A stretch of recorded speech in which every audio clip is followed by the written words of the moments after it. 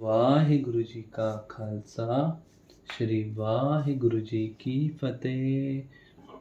जन्म साखी 10 गुरुओं की सूरज प्रकाश ग्रंथ साखी गुरु अंगद देव जी की। श्री गुरु अंगद साहिब जी की शरण में आना। श्री अमरदास जी के भतीजी से श्री गुरु अंगद साहिब जी की सुपुत्री बीबी अमोरो विवाहित थी। अपनी चिंता के प्रभाव में चिंतित व्यक्ति के विषय में कहावत है कि ज़रूरत खोज की माँ है। आप जी ने बीबी अमरो जी को कहा कि पुत्री, मुझे अपने पिता गुरु जी के पास ले चलो। मैं उनके दर्शन करके सफल होना चाहता हूँ। धन गुरु नानक।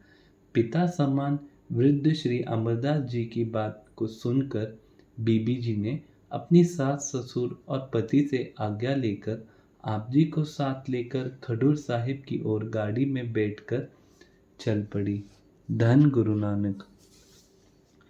घर आकर बीबी श्री अमरदास जी को अलग कमरे में बिठाकर आप गुरु पिता के पास जा वे सुशोभित थे वह गई। धन गुरु नानक। गुरु जी ने अपनी सुपुत्री को देखकर प्यार दिया, कुशल मंगल पूछा और कहा कि बेटा, जिनको साथ लेकर आई हो उनको अलग क्यों बिठा कर आई हो, उनको भी हमारे पास ले आओ।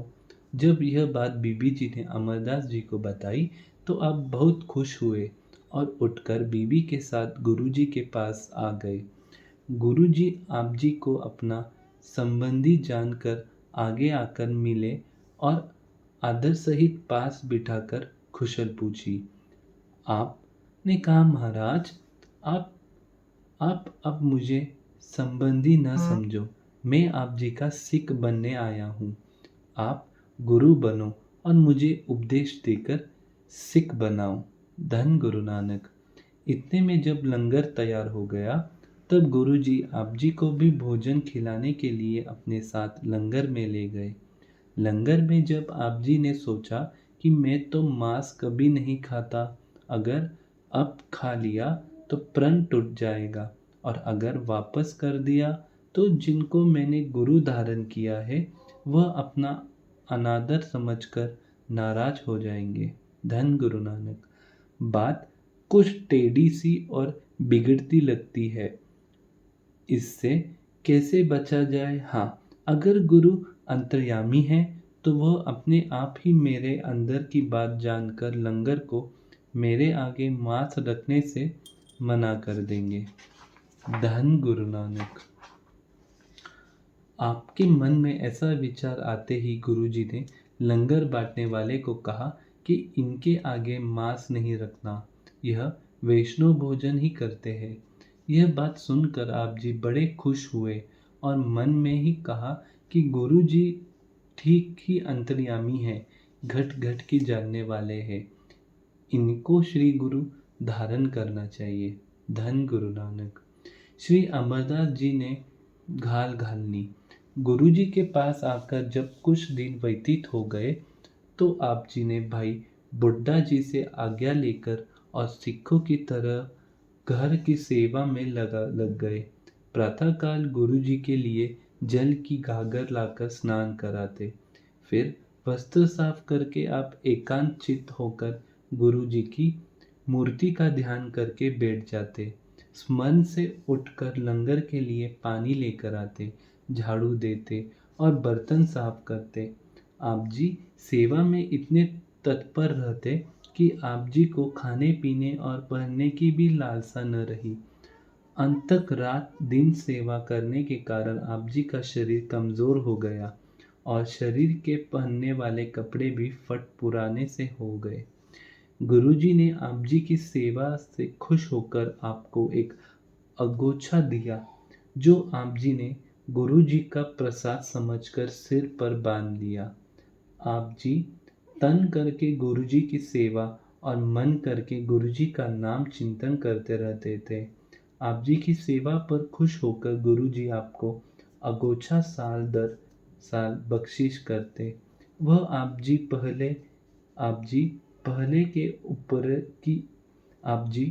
पहले के ऊपर ही सिर पर बांधे जाते।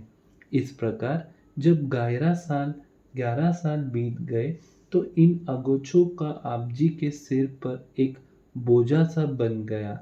आप जी का शरीर पतला और छोटे कद का था और वृद्ध अवस्था के कारण बहुत निर्बल हो चुका था। धन गुरु नानक। वर की प्राप्ति।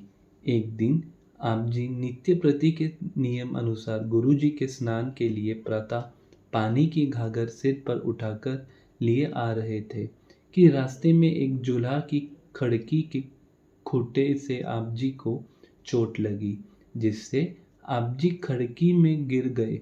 जब आप जी के वहां पर गिरने की आवाज झुलासे ने सुनी तो उसने झुलासी से पूछा कि बाहर कौन है, कोई चोर है या कोई और पुरुष।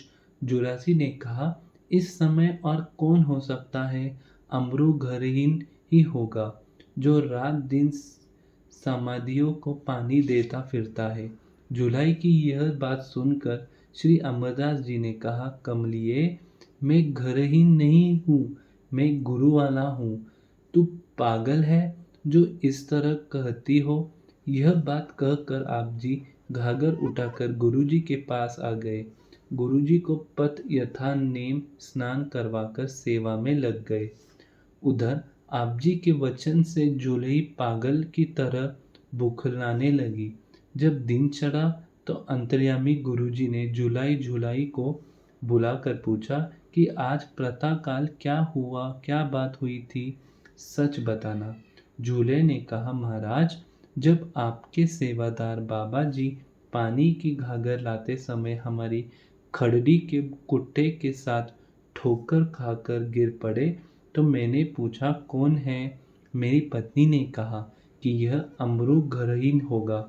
यह सुनकर उन्होंने कहा, पागल है, मैं तो गुरु वाला हूँ, घरहीन नहीं।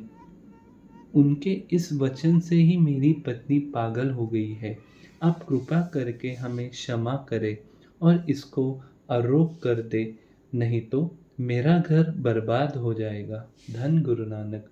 झूला की यह बात सुनकर गुरुजी ने कहा, श्री अमरदास जी, बगैरों के लिए घर निमानियों का मान है, नियोटियों की ओट है, निदानियों की धीर है, निश्चितों का आश्रय है, आदि 12 वरदान देकर गुरुजी ने आप जी को गले के साथ लगा लिया और वचन किया कि अब आप मेरा ही रूप हो गए हो। तत्पश्चात कृपा दृष्टि करके जुलाई की तरफ देखकर उसको आरोप कर दिए और वे दोनों नमस्कार करके गुरुजी के गुण गाते हुए घर को चले गए। धन गुरु नानक। श्री अमरदास जी को वरदान। तत्पश्चात गुरुजी ने आप जी के सिर से 11 सालों के ऊपर नीचे बांधे हुए अगोछे की घटड़ी उतार कर और सिखों की आज्ञा कि इनको अच्छी तरह स्नान करवाकर नए कपड़े पहनाओ। आज से यह हमारे रूप ही है। हमारे बाद गुरु बाबे जी की गद्दी पर यही सुशोभित होंगे। धन गुरु नानक। वाहिगुरु जी का खालसा, श्री वाहिगुरु जी की फतेह।